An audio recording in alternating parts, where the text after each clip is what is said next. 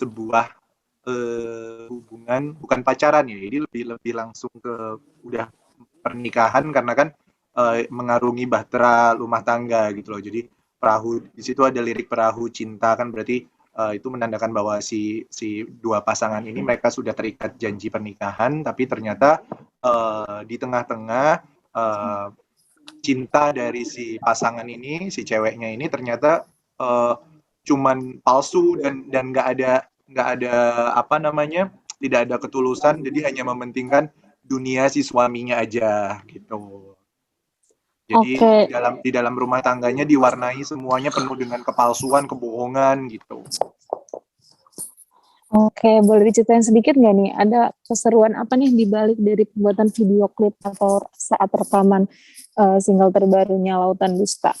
Ya, jadi kalau untuk proses proses rekamannya sendiri sebenarnya cepat ya. Cuman memang lagu ini tuh Eja dapat waktu itu awal 2020 ya.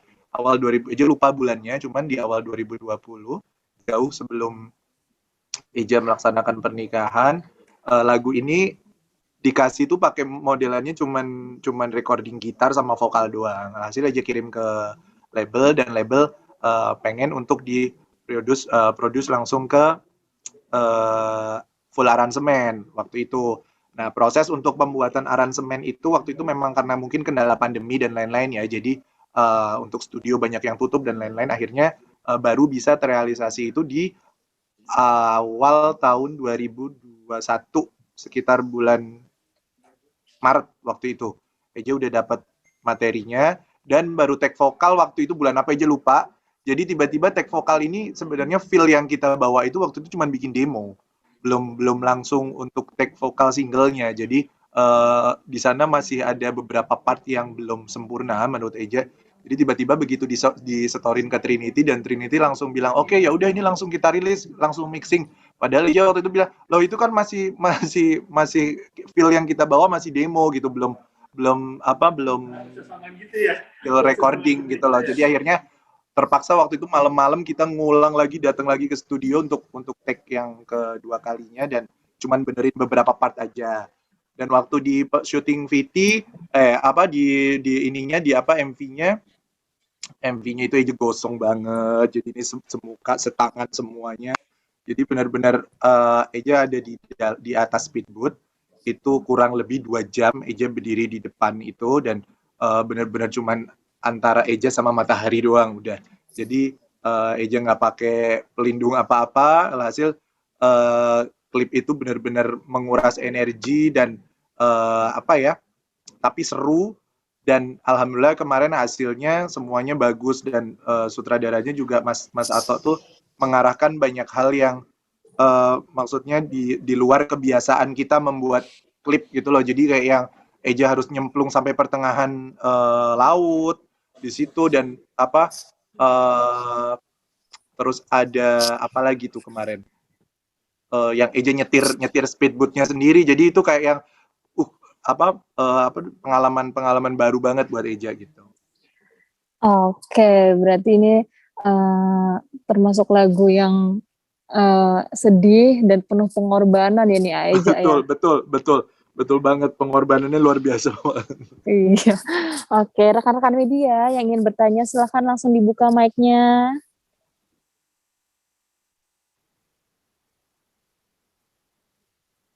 Oke, mungkin ini kan yang seperti kita tahu dan seperti yang sudah Aeja ceritakan tadi di live streaming ini kan Aeja Ya, sedang lagi ya ada masalah lah ya betul. gitu. Nah, kayak Aeja kok bisa kuat sih Aeja bisa nyanyiin lagu ini di saat di tengah Aeja situasi mungkin pikirannya hatinya juga lagi nggak kondusif. Nah, apa Uh, sih yang menguatkan Aeja ini bisa sampai merilis single di tengah badai yang lagi menghantui hidupnya Aeja? iya, Eja udah ada pernah di titik paling bawah. Orang kan kalau semua manusia ya titik-titik terbawahnya mereka ya saat mereka mati gitu loh. Jadi Eja pernah ada di titik Eja hampir mati dan saat itu Eja kuat. Jadi untuk yang untuk masalah yang ini mungkin ini konteksnya berbeda gitu ya. Jadi cuman Eja alhamdulillah sangat sangat dikuatkan oleh semua orang-orang yang jadi support sistemnya Eja. Bukan hanya keluarga, tapi dari pekerjaan, dari sahabat, dari teman-teman, semuanya. Alhamdulillah, uh, mereka begitu tahu ceritanya seperti apa, tidak ada yang menyalahkan, bahkan uh, bersyukur gitu loh. Kayak maksudnya mereka langsung memberikan alhamdulillah, kowe orang duwe anak, alhamdulillah belum dikasih momongan, alhamdulillah belum begini, alhamdulillah belum sampai begini. Jadi alhamdulillah kayak yang Eja berarti Eja ada di posisi yang benar gitu. Jadi that's why kenapa kalau dibilang Eja kuat ya sebenarnya kalau dibilang sedih itu ya sedih, cuman Eja bukan tipe orang yang tadi Eja sebutin sama Mbak Telni. Jadi bukan tipe orang yang meratap, yang sedih, yang nggak mau ngapa-ngapain, terus ninggalin kerjaan, terus cuman mau fokus sama diri, mau nangis gitu. Enggak, Eja sudah ada di level usia yang harus menyelesaikan banyak tanggung jawab, dan Eja punya pekerjaan yang butuh mood, butuh kinerja, butuh kesehatan, butuh fokus. Jadi ya Eja berusaha untuk melupakan itu. Jadi kayak yang setelah selesai ya memang sudah selesai. Saya tidak ada penyesalan, saya tidak ada kesedihan, cuman dibilang kecewa, iya saya kecewa karena dibohongi gitu. Oke. Nih Aeja ada dua pertanyaan nih dari Mbak Melisa. Waktu itu 7 April saya ingat pernah buat berita soal Kak Reza. Kak Reza pernah bilang mau membuatkan lagu untuk Kak Valda. Tapi sekarang justru Kak Reza bercerai dan merilis lagu baru ya Kak. Apakah lagu baru tersebut berkaitan dengan perjalanan pernikahan Kakak sampai akhirnya bercerai? Dan boleh jawab dulu. Jawab dulu aja. Eja lupa ya, waktu itu Eja pernah ngomong gitu ya. Waktu itu memang Eja tidak menjanjikan atau tidak mengiyakan, cuman Eja bilang kalau nggak salah ya Eja ngomongnya bisa jadi insya Allah nanti Eja akan bikin single tentang kalau untuk yang saat ini, untuk Lautan Dusta ini sebenarnya untuk pembuatannya sendiri jauh banget sebelum proses saya menikah bahkan. Jadi sebelum saya memutuskan untuk meminang Valda pun lagu ini udah ada gitu loh. Jadi kayak yang Eja nggak mau bilang ini lagu curahan isi hati Eja atau gimana, enggak. Cuman kalau dibilang relate banget gitu loh, karena si pencipta tanpa ada komunikasi apapun sama Eja, tiba-tiba beliau menciptakan lagu dengan cerita yang sebegitu samanya dengan apa yang saya jalani sekarang gitu. Oke, ini untuk pertanyaan yang kedua ya Aeja. Dari cerita kakak, kenapa kakak tidak bertekad mempertahankan dulu rumah tangga kakak? Dan apakah kalau nanti mau menikah lagi masih ingin menjalani ta'aruf? Ya. Kalau untuk mempertahankan, saya sudah mempertahankan. Kan tadi saya bilang sama Mbak Telni bahwa sebenarnya untuk saya memulangkan dia atau saya hampir menceraikan dia itu sebenarnya di bulan Maret itu saya sudah ada keinginan untuk melakukan itu. Cuman saya karena anjuran orang-orang terdekat saya diminta untuk sabar, untuk lebih menjalani lagi, untuk mendalami lagi seperti apa. Cuman memang ujung-ujungnya memang nggak bisa gitu. Jadi saya tidak bisa atau tidak mungkin mempertahankan sesuatu yang buruk gitu. Jadi kalau hasilnya memang nanti ke depannya juga akan seperti ini, ya mending lebih baik saya selesaikan gitu. Jadi istilahnya saya mendapatkan sinyal lebih awal gitu. Sinyal lebih awal bahwa ke depannya akan tidak baik. Jadi ya siapa sih yang nggak mau mempertahankan gitu loh. Nggak ada satupun di dunia ini mungkin orang yang kalau pernikahannya diterpa segala macam, diterpa ini, diterpa itu, pasti yang terjadi adalah mereka akan saling berusaha untuk mempertahankan. Dan saya adalah orang yang berulang kali berusaha untuk mempertahankan, tapi dari pihaknya beliau seperti mainan gitu loh. Jadi kayak yang sabodo gue mau ngelakuin ini lagi, ntar marah nggak, gue mau bikin lagi ntar marah. Jadi kayak sengaja menguji kesabaran saya, yang akhirnya memang ya Saya kalau orangnya memang udah, saya berprinsip, jadi memang kalau kalau kamu nggak bisa hidup sama saya ya buat apa dilanjutkan gitu. Dan untuk proses ta'aruf, seperti yang tadi Ije bilang juga sama Mbak Telni, untuk kedepannya mungkin jalan ta'aruf tidak lagi saya pilih, tapi bukan berarti saya menghalalkan proses pacaran yang apa ya, yang zaman sekarang banget begitu, yang peluk-pelukan lah, yang cium-ciuman, yang gandengan, yang apa-apa, yang gendong-gendongan, enggak. Jadi tetap dengan peraturan-peraturan apa norma agama ya. Jadi mungkin kalau kalau nanti Eja udah ada calon lagi, dia harus harus mau tidak mau ikut sekali atau dua kali lihat pekerjaan Reza seperti apa, di backstage seperti apa, saat Reza bertugas seperti apa, saat off air seperti apa, saat di rumah seperti apa, saat sama keluarga, sama temen gimana. Jadi dia supaya dia tahu bahwa suaminya adalah seorang pekerja seni yang bekerja sesuai dengan uh, apa ya, skenario orang, ya kan, yang harus begini, yang harus begitu, yang nggak boleh begini, nggak boleh begitu. Jadi dia dia harus mau. Dan saya paling enggak nanti kalau kalau sudah ada calon lagi, kalau kita mau pergi-pergi, dia harus bawa entah ibunya, atau kalau dia punya kakak atau adik ya dibawa, pokoknya buat buat jaga. Dan saya pun pasti tidak akan pergi sendirian karena saya punya asisten, saya punya adik, saya ada manajer saya yang selalu ikut kemana-mana gitu. Oke, terima kasih Kak Eja untuk jawabannya. Ini ada pertanyaan lagi nih. Biasanya kan orang kalau ada masalah pelariannya ke bikin lagu untuk musisi. Nah, Eja kemarin pas ada masalah curhat atau pelariannya ngapain? Kalau saya kemarin pelariannya kerja ya. Jadi Eja justru malah kerja. Dan apa ya? Jadi bisa dibilang kemarin beberapa bulan terakhir kemarin Eja benar-benar produktif banget, yang eh bisa sampai 10 hari aja nggak ada di rumah dan hidupnya di jalan cuma di mobil doang. Kemudian selama selama proses saya menjalani perceraian di persidangan pun saya tetap menjadi juri, saya tetap menjadi juri lidah. Jadi nggak ada pelarian yang maksudnya pengen sih sebenarnya waktu itu bikin bikin apa bikin lagu atau apa ya gitu, karya atau apa gitu, cuman maksudnya eh, nggak klik aja, nggak pengen aja gitu, kok kok apa kok sayang gitu ya kayaknya bikin karya yang buat buat nyape-nyapein diri, terus mikirin dia gitu maksudnya. Jadi kayak kayak enggak lah, udah kerja aja, kerja normal aja, jadi juri, terus juga off air, juga kemarin bikin kolaborasi dengan berbagai macam apa namanya, konten kreator yang kita bikin apa namanya, cover-cover, terus syuting video klipnya sampai berhari-hari, terus ada juga motivation class dan lain-lain. Jadi Eja lebih lebih seneng pelariannya Eja pakai kerja gitu.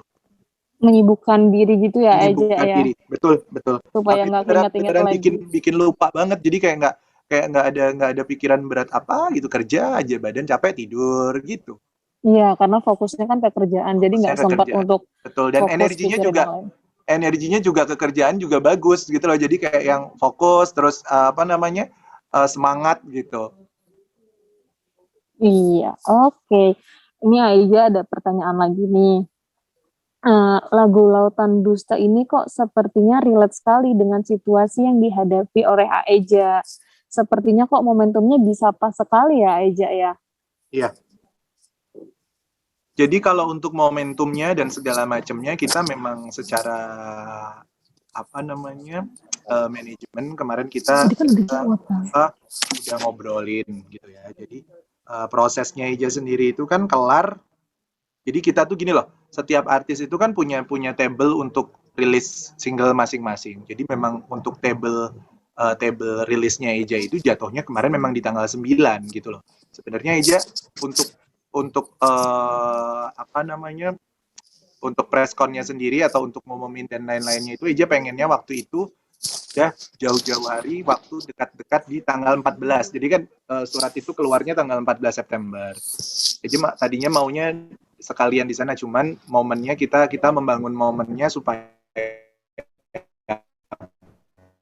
pas. Dan uh, dibilang kayak kayak ini cerita, jadi kayak kayak Eja nggak perlu ngomong deh, Gak perlu banyak ngomong, lu dengerin lagu gue aja lu udah tahu bakalan ceritanya bagaimana gitu.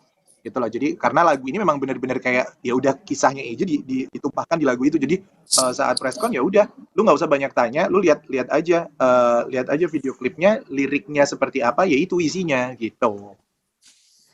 Oke, ini ada pertanyaan terakhir sebelum kita menutup sesi interview dengan media, Aja. Oke. Oke. Dalam situasi pandemi yang belum benar-benar berlalu, Hmm. apa sih strateginya Kak Aeja nih agar singlenya sukses meledak diterima penggemar dangdut? Kalau kalau dibilang kadar sukses meledak itu kan bukan berarti hanya viral, trending dan lain-lain kan. Jadi menurut Eja pribadi untuk strategi-strategi seperti itu kita udah harus mulai pikirkan media gitu loh. Jadi Eja sih untuk yang kalau kalau dibilang momen-momen dulu ya zaman ngeluarin single tuh kan bisa bisa keliling kemana nyanyi kemana kemana. Kalau sekarang kan mungkin masih masih terbatas, sudah boleh tapi masih terbatas. Jadi kayak yang Eja harus harus tetap memilih-milih nih, oh ini cocok nggak ya kira-kira kalau aku promoin lagu di sini. Jadi begitu. Jadi pintar-pintar untuk mengolah lagunya, pintar untuk mengolah momen untuk men-share itu ke sosial media. Of course kita kan punya fans dan ya apa namanya fans kita adalah seperti bola yang kita inin aja, kita gelindingin gitu. Jadi mereka yang terima, mereka yang nyebarin sendiri seperti itu. Dan tugas kita artis, idola, sebagai public figure, seorang pekerja seni ya kita kita terus aja bikin bikin karya. Kita bikin lagi yang satu responnya begini, berarti yang satu bikin lagi seperti ini. Nanti kurang begini, bikin lagi seperti ini. Jadi lebih lebih produktif sih. Jangan jangan mengatasnamakan pandemi. Akhirnya kita jadi nggak produktif. Malah alhasil kita tidak punya apa-apa, kita nggak punya karya apa-apa dan mati ditelan pandemi, ditelan apa namanya kehirup bukan pandemi tanpa menghasilkan karya. Oke nih, dan ini terakhir nih, harapan Aeja untuk single Lautan Dusani seperti apa sih Aeja? Ya, berharap lagu ini Eja tuh dari kemarin nggak muluk-muluk ya, Eja mintanya cuman lagu ini mudah-mudahan sangat bisa diterima semua lapisan masyarakat dan semua pencinta lagu dangdut di Indonesia, pencinta lagu-lagu klasik. Alhamdulillah kemarin udah dapat ucapan dan apa respon yang positif dari berbagai macam uh, apa namanya ya Allah teman-teman bunda-bunda ya ayah senior penyanyi dangdut. Alhamdulillah mereka semua support dan mereka semua memberikan memberikan wadah yang apa istilahnya, yuk semangat bikin lagi begini begini begini. Jadi Eja berharap lagu ini jadi satu warna baru di industri dangdut dan bisa apa ya dinyanyikan oleh banyak orang yang mudah-mudahan bisa menjadi lagu yang melegenda, lagu yang baik, lagu yang enak didengar, yang apa, yang nggak ada matinya kalau didengerin. Amin, semoga lagu ini bisa meroket terus meroket ya Eja Amin, amin, sampai ke amin. kancah internasional. Amin, insya Allah. Amin. Baik, terima kasih Aija untuk Thank you waktunya sore hari semuanya. ini bersama rekan-rekan Terima media. kasih. Sehat-sehat dan bahagia selalu Aija. Amin, amin, amin, amin, amin. Thank you. Sehat-sehat buat kalian semua. Amin, terima kasih. Terima kasih untuk rekan-rekan media semua telah bergabung bersama kami di sore hari ini. Sampai bertemu lagi di episode selanjutnya.